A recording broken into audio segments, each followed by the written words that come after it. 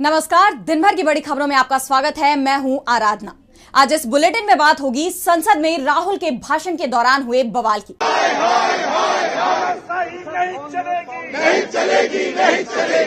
America के साथ trade deal पर फंसे पीएम मोदी की। देखेंगे एसआईआर प्रक्रिया को लेकर अखिलेश ने क्या उठाई मांग। मुस्लिम मतदाता उनके फॉर्म 7 प्रिंटेड जमा करा करके वोट काटने की तैयारी और धांधली कर रहे हैं। चुनाव आयोग पर ममता बनर्जी ने क्या लगाए आरोप।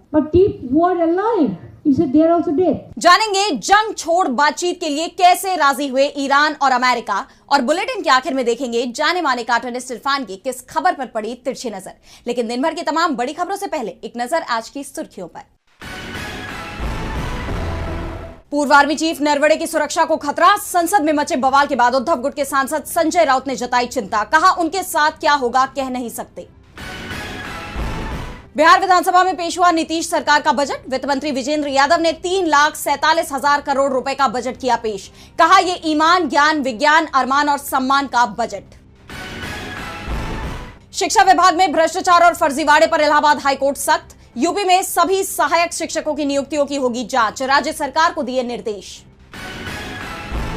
मणिपुर में सरकार गठन के संकेत। बीजेपी विधायकों के साथ गृहमंत्री अमित शाह की बैठक। बीजेपी अध्यक्ष नितिन नवीन और संगठन महामंत्री बीएल संतोष भी रहे मौजूद।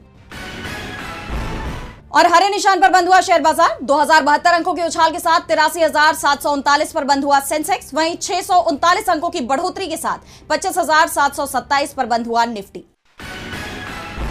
ये तो थी सुर्खियां। अब बात आज की सबसे बड़ी खबर की। लोकसभा में नेता विपक्ष राहुल गांधी को एक बार फिर संसद में बोलने से रोक दिया गया, जिस पर बवाल मच गया। विपक्षी सांसदों ने सरकार पर कई आरोप लगाए, कागज फाड़कर आसन की तरफ फेंक दिए। वहीं राहुल गांधी ने तो सीधे कह दिया कि पीएम मोदी कॉम्प्रोमाइज्ड है। तो क्या कुछ हुआ संसद में, देखिए इस रिपोर्ट में। लोकसभा में राष्ट्रपति के अभिभाषण पर धन्यवाद प्रस्ताव पर चर्चा चल रही है, लेकिन चर्चा आगे नहीं बढ़ पा रही।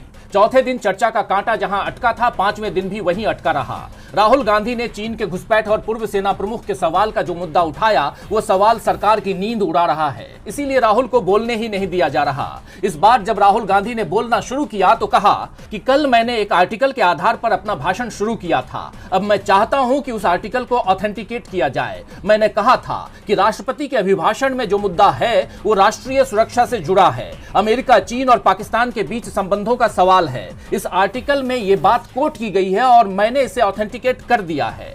तो राहुल गांधी ने लद्दाख का मुद्दा भी उठाया। चीनी घुसपैठ की बात की तो संसदीय कार्य मंत्री किरण रिजिजू ने आपत्ति जताई और कहा कि स्पीकर ने इस पर रूलिंग दे दी थी, अब इस पर बात नहीं होगी। उन्होंने जब केसी वेणुगोपाल का भी नाम लिया तो